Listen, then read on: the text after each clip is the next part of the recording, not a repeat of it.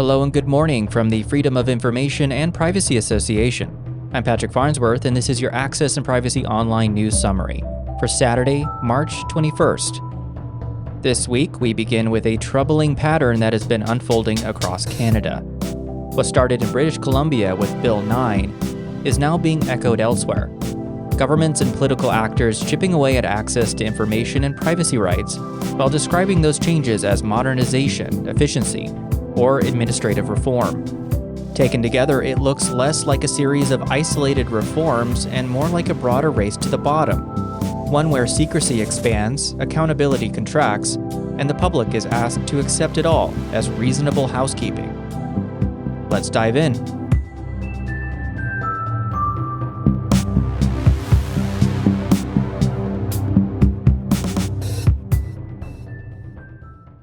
We start this week with what FIPA has called a transparency horror show.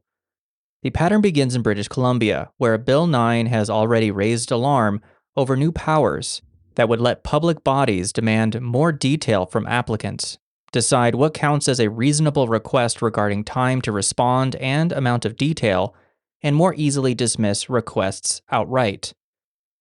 Where one of the critics highlighting this isn't modernization, it's a further tilt of the system away from the public's right to know, and that pattern is now spreading.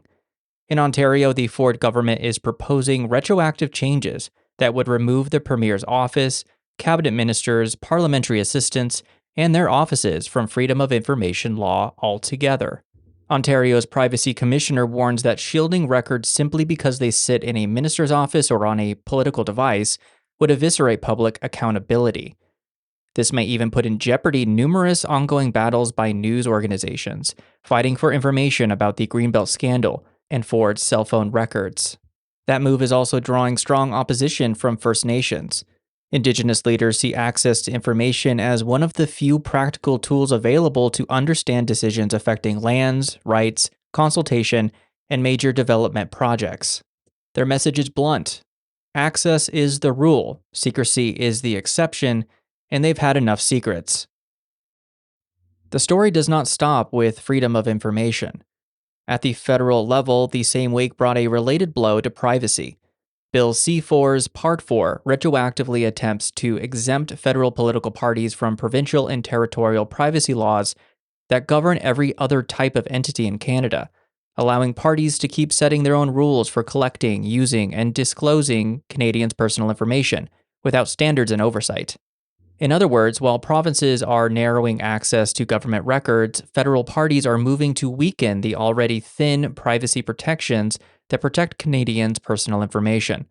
One core issue is the effort to strip away any individual's right to access their own personal information held by a federal political party. What makes this moment especially striking is that it cuts across party lines. BC's NDP government, Ontario's Conservatives, and the federal Liberals, Conservatives, and NDP are all implicated in different parts of the same broader pattern. Under the guise of modernization, the common effect is less transparency, weaker rights, and more room for secrecy. When you step back, the pattern becomes clearer. No government campaigns on repealing transparency outright. Instead, rights are narrowed piece by piece, delayed, underfunded, carved out, or redefined until the public is left with something weaker than what it once had. That's why this week's story is not just about one bill in one province, it's about a wider season of opacity and a race to the bottom that is getting harder to ignore. Be sure to check out the show notes for links to multiple stories and editorials on the topics. We're continuing now with stories where access to information, investigative reporting, and whistleblowing are revealing how decisions are made, and sometimes how they're obscured. We begin in Ottawa, where concerns about transparency are playing out inside Parliament itself. Two former members of Canada's Net Zero Advisory Body say political dysfunction at the House of Commons Environment Committee reflects why they resigned. A motion to hear from the former advisors was blocked after MPs traded accusations of filibustering, preventing a vote before the meeting adjourned. One of the former members said it was clear there have been attempts to obstruct the committee's work with a flood of motions. The advisors say the episode points to a deeper issue. a lack of transparency around how climate policy decisions are being made and whether expert advice is being meaningfully considered. From parliamentary process to crisis response, new reporting sheds light on how Canada manages emergency evacuations abroad and what it costs. Access to information records show Ottawa spent millions keeping evacuation flights on standby, even when many seats went unused. Reports reveal that just 3% of the 24,045 Canadians registered in Lebanon had sought help to leave the country. The documents highlight the tension between readiness and efficiency as global instability increases demand for consular support. In 2024, Global Affairs Canada allocated $40 million upfront for evacuations in the Middle East as the Israel-Hamas war expanded to include Lebanon. Officials warn the model may be difficult to sustain long-term, raising broader questions about transparency in how these decisions are made and justified to the public. From Natalie Sturgeon, LGI reporter at the St. Croix Courier, access to information laws reveal discrepancies between what governments say publicly and what they know internally. In New Brunswick, documents obtained through a right to information request showed the town of St. Andrews received a funding extension for a major wharf project, months before officials publicly maintained there was no flexibility. The Courier identified a discrepancy between two dates: the publicly shared March 2026 deadline by the town and the extended March 2027 deadline approved in November 2024. The gap between internal records and public messaging is raising concerns about transparency in infrastructure decision-making and provincial oversight. In Manitoba, Maggie McIntosh, LGI reporter at the Winnipeg Free Press, reports on a leak paired with a denied Freedom of Information request, fueling allegations of a transparency breakdown in education data. Internal documents show more than 15,000 students were chronically absent from school, including extremely high rates in some divisions across Manitoba's 37 public school divisions in 2023 to 2024. But when the same data was requested through FOI, the province said it did not collect it. The contradiction is prompting accusations of a cover-up and renewed calls for proactive disclosure. Still in Manitoba, Freedom of Information records are also raising questions about government spending and accountability abroad. Documents show the province's trade representative in Washington is being paid significantly more than initially disclosed, with additional expenses and activities largely redacted. Officials cite diplomatic sensitivity, but critics argue the lack of detail makes meaningful oversight difficult. At the federal level, what has been revealed through access to information continues to shed light on service performance. Records show via rail trains in key corridors were late up to 80% of the time in early 2025, reinforcing concerns raised by the Auditor General about reliability and governance. The data underscores how FOI remains a critical tool for understanding the real-world performance of public services. And access issues are also intersecting directly with press freedom. Justin Brake, LGI reporter at The Independent, reports in British Columbia on a closely watched trial nearing its conclusion in a case involving the arrest of photojournalist Amber Bracken during RCMP enforcement actions on Wet'suwet'en territory. The case is examining whether police unlawfully interfere with journalists covering events of public interest, despite existing legal protections. The RCMP says it didn't have a formal policy at the time for dealing with media in a protest area, but that the force had been accommodating journalists, quote, to the extent possible, end quote. Advocates say the outcome would clarify how charter rights apply to media access and enforcement zones, with implications for press freedom across Canada. Finally, a brief note on whistleblower protections. In Ontario, the town of Halton Hills is moving to establish a formal whistleblower policy, including confidential reporting mechanisms and protections against retaliation. It's part of a broader trend toward recognizing that internal disclosure systems are essential to transparency before issues escalate into public controversies. A council member said it was about ensuring strong systems are in place to prevent staff wrongdoing. Across these stories, a common theme emerges. Whether through formal access requests, leaked records, or courtroom challenges, information is still getting out, but often only after resistance. And that raises ongoing questions about whether Canada's transparency systems are keeping pace with the decisions they're meant to scrutinize. We're turning now to privacy, where questions about how personal information is used, protected, and sometimes leveraged are increasingly shaping public policy and everyday life. Starting in Manitoba, where the government is moving to limit how personal data can be used in the marketplace. New legislation would prohibit retailers from using customer data, such as shopping history or behavior, to charge different prices for the same product, whether in store or online. The proposal targets what's known as differential or algorithmic pricing, which has been reported in the United States, including the potential use of AI in digital pricing tools.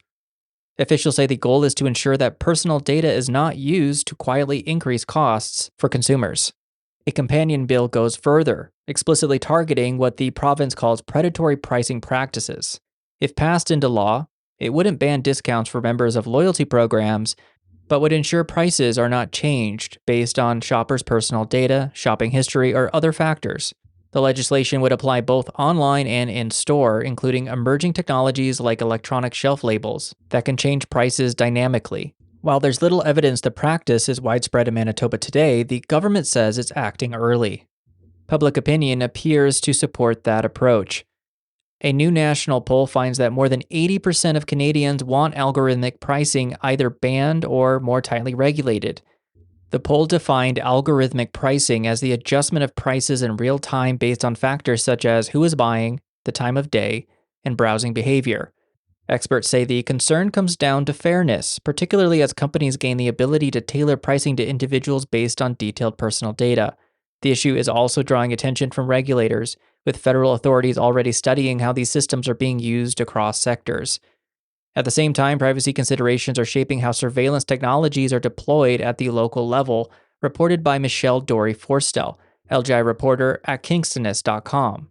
In Ontario, the town of Greater Napanee has approved an updated policy governing its expanded network of public CCTV cameras.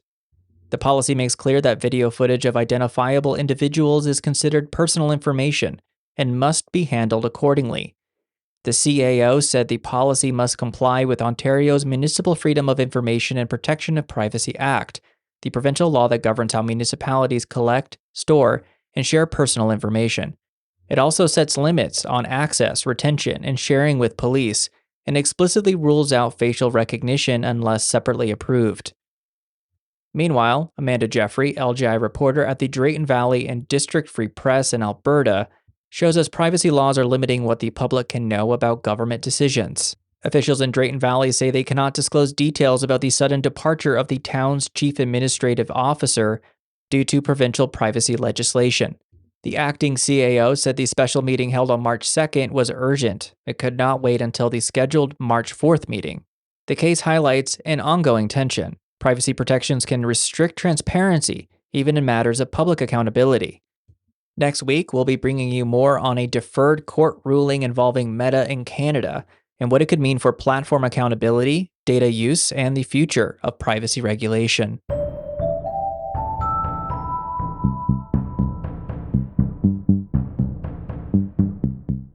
Now to international stories where access to information and control over data are increasingly shaped by conflict, security, and political pressure. We begin with rising cybersecurity threats linked to the war involving Iran. Pro-Iranian hacking groups are expanding their targets beyond the Middle East into the United States and raising concerns about attacks on critical infrastructure, including hospitals, water systems, and energy networks. Experts say these operations are not primarily about financial gain, but about disruption, intelligence gathering, and creating uncertainty through data breaches and system interference. Officials warn that even relatively unsophisticated attacks can have significant consequences, especially when aimed at systems with weaker protections. Meanwhile, in Europe, access to information is becoming a critical issue in tracking a growing humanitarian crisis.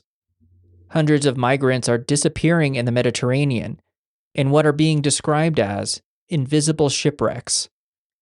However, authorities in countries including Italy, Tunisia, and Malta are increasingly withholding information about rescue efforts, missing vessels, and confirmed deaths. Human rights groups say the lack of transparency is making it nearly impossible for journalists to verify the scale of the crisis, leaving families without answers and limiting public accountability. Researchers describe it as a strategy of silence, where restricting data effectively obscures the full human cost. Turning to the United States, a series of developments are raising concerns about how government power intersects with access to information in the media. A dispute between a news rating organization and federal regulators is now before the courts, after the company accused the government of using regulatory powers to pressure or suppress independent assessments of media credibility and censor speech. The case is unfolding alongside broader tensions between the administration and major news organizations, including legal challenges and regulatory actions tied to coverage and editorial decisions. At the same time, officials have signaled increased scrutiny of broadcasters and media companies promoting one political ideology, raising concerns about the role of government in shaping or constraining information ecosystems. And access to government data itself is becoming more limited. New reporting shows that key U.S. immigration statistics, once published regularly, are no longer being updated or released in full. Researchers, journalists, and advocacy groups say the loss of reliable data is making it difficult to access enforcement policies, verify government claims, or track outcomes from a government that loves to promote its immigration enforcement agenda through numbers. Some datasets have been delayed indefinitely, while others have disappeared entirely, forcing analysts to rely on incomplete or inconsistent figures. The result is a growing information gap at a time when immigration enforcement is expanding significantly. Across these stories, a consistent pattern is emerging. Whether through cyber operations, restricted reporting, regulatory pressure, or disappearing datasets, control over information is becoming a central tool of power. Before we go, an important reminder as tax season ramps up. Experts say tax scams are on the rise, with robocalls, phishing emails, fake text messages, and even AI-generated voice scams all being used to impersonate tax authorities. The core advice is simple: slow down, don't panic, and don't click. Tax agencies do not contact people out of the blue by text message or demand immediate payment over the phone. If you receive a suspicious message, go directly to the official website yourself rather than clicking the link you were sent. Consumer advocates are also warning that identity theft remains a major risk during tax season, sometimes only discovered when someone tries to file and learns a return has already been submitted in their name.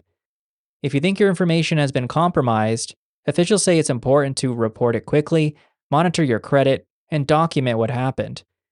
Officials also say scams have become more sophisticated, especially with the use of AI. A moment of caution can save a lot of damage.